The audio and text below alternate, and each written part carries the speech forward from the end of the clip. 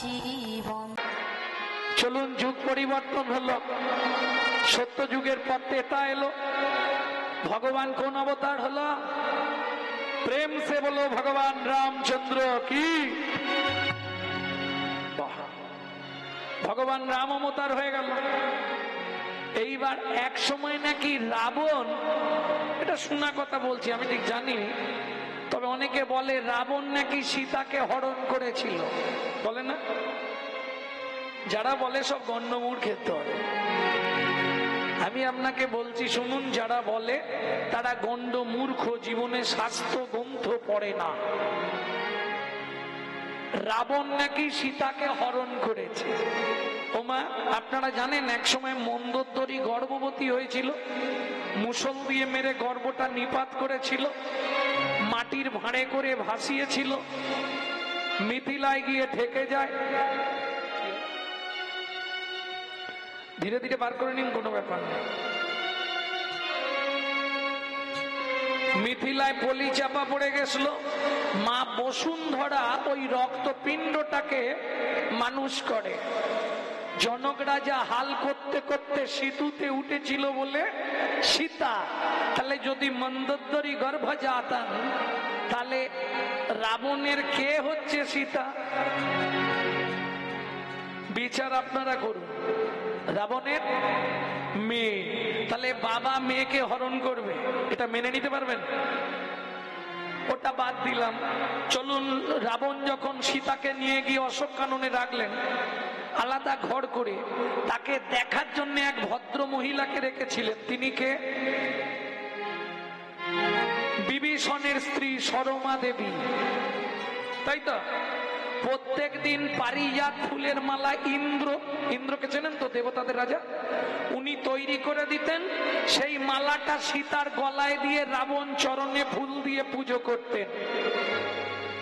এর জন্য আপনাকে রামচরিত সুধা পড়তে হবে, সংস্কৃত। ভক্তমন্ডলী, ভক্তিমতী মায়েরা, সীতা জিজ্ঞেস করছে, বাবা কি তুমি কেন এটা করলে? রাবণ বলছে, মা প্রভু নিজেই বলেছিল যদি ভক্তিতে পেতে হয় 7 জনম, যদি শত্রুতা করে পেতে হয় 3 জনম। তাহলে আমাকে তুমি ধরে আনলে কেন? তোকে ধরে আনলাম কেন জানিস না? শোন মা, পৃথিবীতে কত জীব জন্মায়, কত জীব মারা যায়, কার সৌভাগ্য হয় ভগবানের হাতে মরণ পেতে? তোকে ধরে এনেছি মানে আমি মরবো? আমি মরলেই আমার আবার জন্ম হবে, তবেই তো আমার ঈশ্বর প্রাপ্তি ঘটবে। প্রেম সে বলো চৈতন্য মহাপ্রভু কি। ভক্তমন্ডলী, ভক্তিমতী মায়েরা, এইবার রাম আর লক্ষণ গোটা বনভূমি খুঁজছে সীতাকে।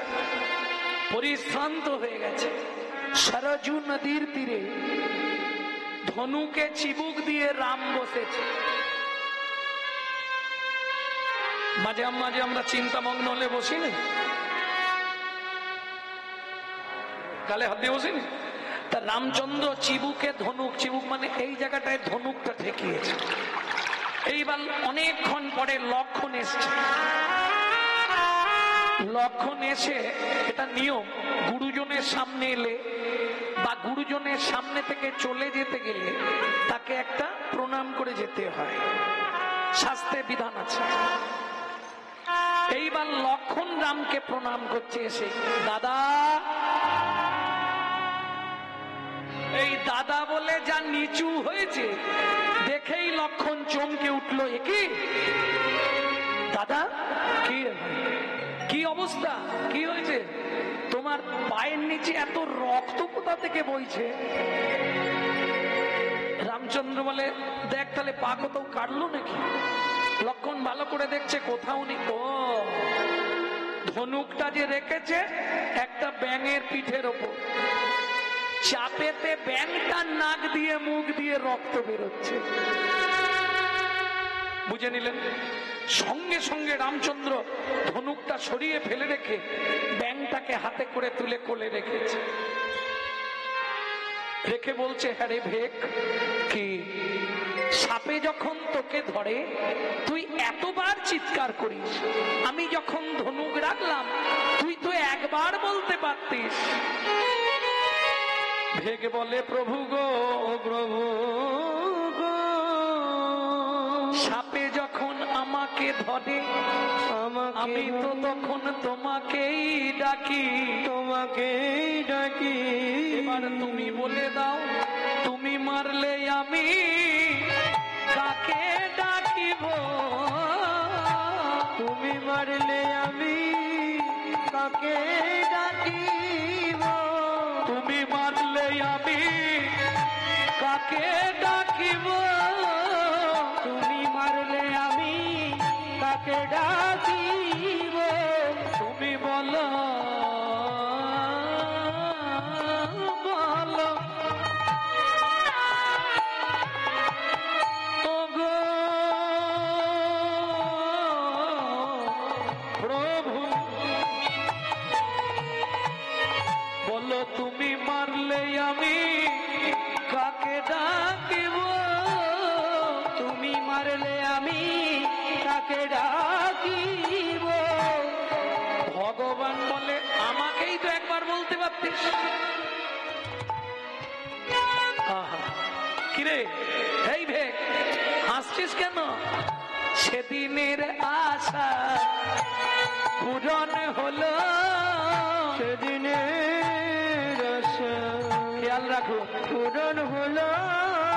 তুমি বলেছিলে বেতায় দেখা হবে না, সেদিনের আশা পূরণ হলো। তুমি বলেছিলে দেখা হবে না, সেদিনের কথা দেখা হলো। ভগবান বলে তার মানে বুঝলে না, আমি সেই মনু বংশী রাজার ছেলে চন্দ্রকান্ত মনু। তুমি বলেছিলে দেখা হবে না, তুমি চলে যাওয়ার পর মা লক্ষ্মীকে ডাকলাম, মাকে বললাম মা একটা বর দাও, ত্রেতা যুগে ভগবানের সঙ্গে দেখা হবে। মা বলল বর দিলাম, ত্রেতা যুগে ভগবানের সঙ্গে দেখা হবে, ভগবান তোকে কোলেও নেবে। এই দেখো মায়ের কথা পূরণ হলো, মায়ের কথা পূরণ হলো। তোমায় আমায় কোলে নিতে হলো, তুমি বলেছিলে ত্রেতা যুগে দেখা হবে না, দেখা হয়ে গেল। এইবার বলো তুমি। ভগবান বলে মনু কি তুই ব্যাং হলি কি করে? ও ভগবান সে অনেক কথা শুনবে তুমি, একটু বল অন্তত তুই হঠাৎ ব্যাং হলি কেন? ও ভগবান কি হয়েছিল জানো কি? আমার গুরুদেব না কর্ণম মুনি, ও বাবা সে তো খুব রাগিল। হ্যাঁ গো ভগবান, কিন্তু আমার গুরুদেব খুব কৃপাময় জানো। কেন? এটাও বুঝলে না? গুরুদেব অভিশাপ দিল, আমি ব্যাং হলাম, তোমার ধনুকে মৃত্যু হল, তুমি কোলে নিলে, তাহলে গুরুদেব কৃপাময় নয়? ভগবান স্তম্ভিত হয়ে যাচ্ছে ছেলেটার কথা শুনে। আরে এই ভে মনু, তুই যদি মনুই হোস তাহলে ব্যাং দেহ পেলি কেন? সেইটাই তো তোমাকে বলবো, বল শুনি। আমার গুরুদেব কর্ণম মুনি একদিন রাত্রিবেলা বলল, মনু কি আমার চরণে একটু তেল দিয়ে দে তো। গুরুদেবের চরণে তেল দিচ্ছিলাম, হঠাৎ আমার নখটা লেগে গিয়ে নখাঘাতে গুরুদেবের চরণ থেকে রক্ত স্খলিত হয়ে গেল, দুই হাত লাল হয়ে গেছে। বিশ্বাস করো ভগবান, আমি কিন্তু বুঝতে পারিনি কি করে হলো। গুরুদেব আমার হাতে রক্ত দেখে রেগে গিয়ে বললে, ছি ছি ছি ছি ছি, তুই আমার চরণ থেকে রক্ত স্খলন করলি। শুনে রাখ,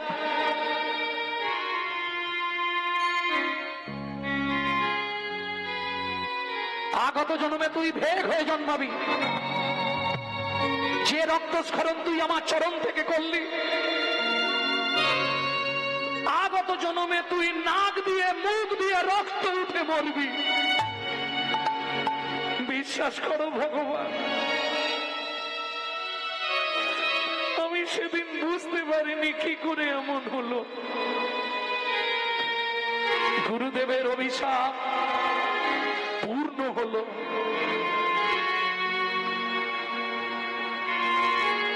ভগবান বলে মনু কি তোর গুরুদেব তোকে এত বড় অভিশাপ দিল? হ্যাঁ, কি করবো আমি তখন? গুরু কৃপা ছাড়া তো কিছুই হবে না। গুরু কৃপা ছাড়া বিশ্ব মধ্যে কোনো ভজন হয় না। আছাড় খেয়ে বললাম শ্রী গুরুদেবের চরণে কৃপা করুন আমাকে, করুণা করুন, আপনি তো করুণাময়, আপনি তো কৃপাময়।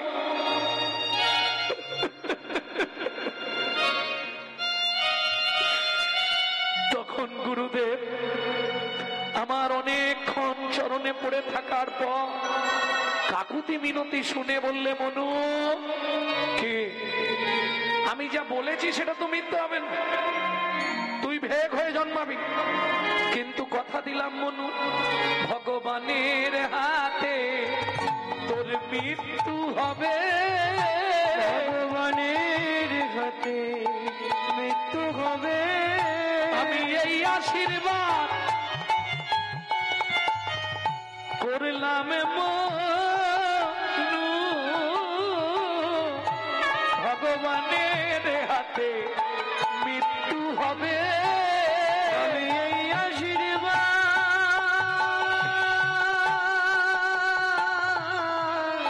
করলাম মনু ভগবানের হাতে মৃত্যু হবে। ও ভগবান, তাহলে গুরুদেব কৃপাময় নয়?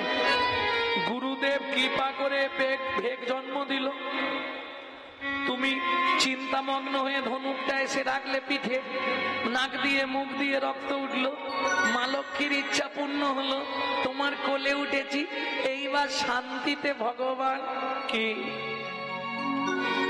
আমার একটা আশা পূর্ণ করে দাও, কি তোমার কোলে আমায় মরতে দাও গো, তোমার কোলে আমায় মরতে দাও গো, তোমার কোলে আমায় মরতে দাও গো, কোলে আমায় মরতে দাও গো। আমি আর কিছু চাইব না গো, তোমার কোলে আমায়। মনু কি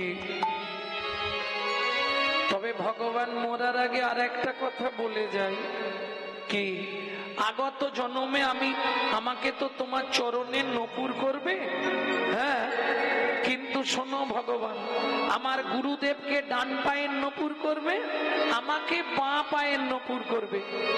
কেন? যা বাবা, ভগবান তুমি এটাও বোঝো না? কি রে, তোমার ডান পাটা আগে চলে না? হ্যাঁ, তাহলে তো সুবিধে হলো, যার গুরু সামনে আছে তার ভয় কি আছে, সামনে আছে তাই গৌরে হরিব, সামনে আছে তার ভয় কি আছে, যার গুরু সামনে আছে তার ভয় কি আছে।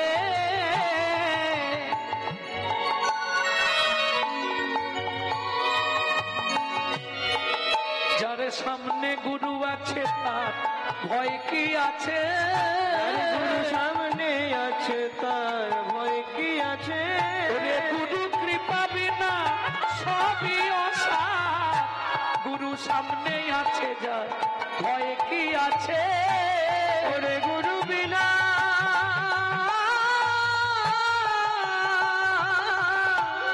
সবই অসার, গুরু সামনে আছে যার ভয় কি আছে। শুনে নিয়েছো ভগবান?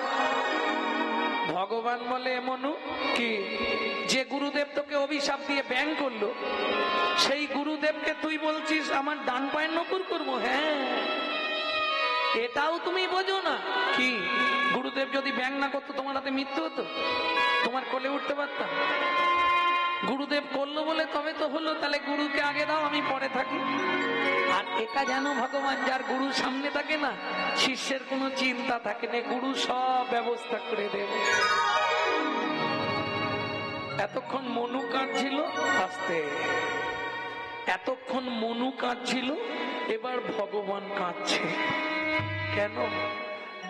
মনু, কি তোর এই ভেগ দেহ আমি মরতে দেব না, ভেগ দেহ থেকে আমি তোকে মানব দেহ দিচ্ছি, তবে মানব দেহটা নিয়ে তুই চুপ করে দাঁড়াবি। কেন তোকে মানব দেহ দেব কেন জানিস?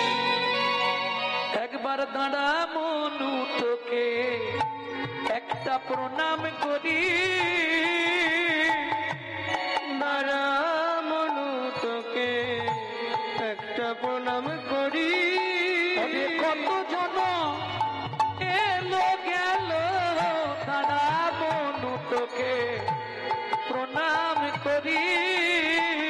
কত জন এলো গেল, তোর মতো যেন হতে পারি। কত জন হরি হরি হরি, কত জন হতে পারি। কত জন এলো গেল, দাঁড়া মনু, তোকে একটা প্রণাম করি।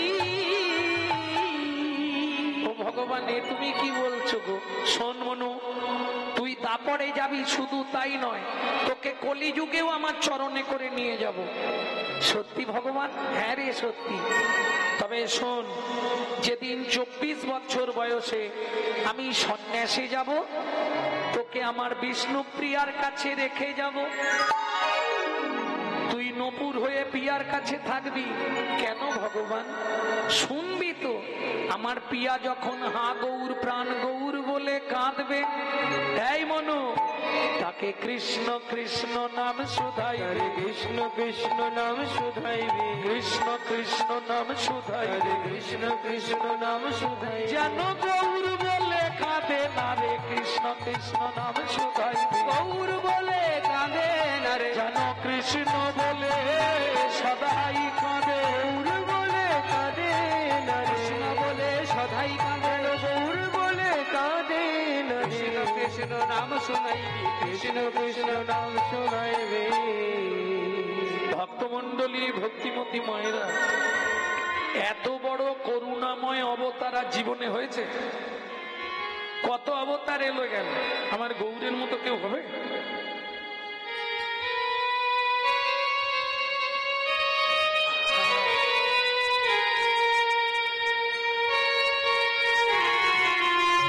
তাই না করি কি? এ গুণে সুরভি সুরতরু সমনয় রে, এ গুণে গুণমি সুমধুর মধুনয় রে।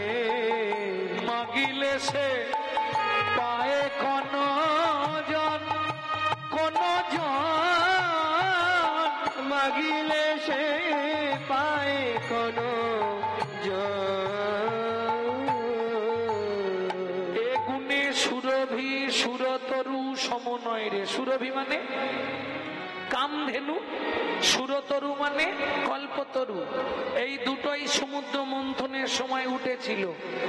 এদের কাছে হাত পেতে তুমি যা চাইবে তাই পাবে। কল্পতরু ফল দাও, ফল দেবে। সুরভি কামধেনু দুধ দাও, দুধ দেবে। তাহলে চাইলে পাওয়া যায়, না চাইলে পাওয়া যায়? না চাইলে দেয়? না চাইলে তো দেয় না। কিন্তু আমার গোরা, আমার গোরা, ও নাগরী রে, আমার গোরা, আমার গোরা, ওগো না চাইতে অখিল ভুবন ভরি জনে জনে। ওগো না চাহিতে অখিল ভুবন ভরি জনে জনে।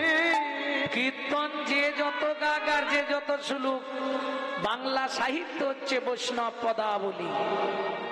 এই পদাবলী কীর্তন না জানলে, পদাবলী না শুনলে প্রেম রস মাধুর্য বর্ধিত হয় না। এটা মাথায় রাখতে হবে। একটু ভেতরে ঢুকতে পারলেই মজা লাগবে। দেখুন পদে কি বলছে, ওগো না চাইতে অখিল, না চাইতে না চাইতে না চাইতে না চাইতে না চাইতে, তার মানে কেউ চাইলো না তাতেও দিল।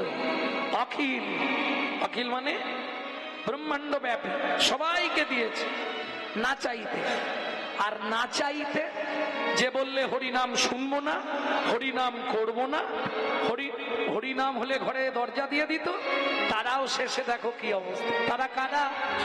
যবনেও নাচে গায় লয় হরিনাম, যবনেও নাচে গায় লয় হরিনাম, যবনেও নাচে গায়। প্রথম মারল পণ্ডিত সমাজকে নবদ্বীপের বুকে। মহাপ্রভু যখন নাচতে নাচতে যাচ্ছে, কীর্তন তো ভাবরসের জিনিস, তা কিছু কিছু আবাল বৃদ্ধ মনিতা, নব যৌবন সম্পূর্ণ বহু রমণী ছুটে গিয়ে মহাপ্রভুকে আলিঙ্গন করছে। প্রভু তো তার প্রেমাবেশে বিভোর। এই দেখে নবদ্বীপের বাচস্পতি, ন্যায়রত্ন, বিদ্যাভূষণ, তর্কলঙ্কা, তখনকার দিনের বিরাট বিরাট যারা পণ্ডিত, তারা সমালোচনা শুরু করলেন। দেখো দেখো কি অবস্থা, যুবতীদেরকে ধরে কোল দিচ্ছে গো, হায় হায় হায়, সব গেল। এদেরকে উচিত শিক্ষা দেবার জন্য মহাপ্রভু কি করলেন, ওই পথ দিয়ে যেতে যেতে দেখলেন একটি কামারশালা, কামার একটি গনগনে লাল লোহাকে পেটাচ্ছিল। প্রভু ছুটে গিয়ে সেই লাল পোড়া লোহাটাকে তুলে ঘন ঘন চুম্বন করিয়াউ চটন, ঘন ঘন চুম্বন করিয়াউ চটন, ইতি উতি ঘন ঘন চায়, ইতি উতি ঘন ঘন চায়, বক্ষে আলিঙ্গন দেহ তহি পাবন, বক্ষে আলিঙ্গন দেহ তহি পাবন। আস্তে বুকে জড়িয়ে ধরে সেই গরম লোহাটাকে আলিঙ্গন করে মহাপ্রভু দেখালেন, প্রেমের কাছে সবাই শীতল। তাহলে এমন দয়াল পাওয়া যাবে কি গো? যবনেও নাচে গায় লয় হরিনাম, ও গো যবনেও নাচে গায় লয় হরিনাম, লয় অবতারে সে বঞ্চিত বলরা, অবসরেও বঞ্চিত বলরা, ওরে বঞ্চিত বলো রাম রে,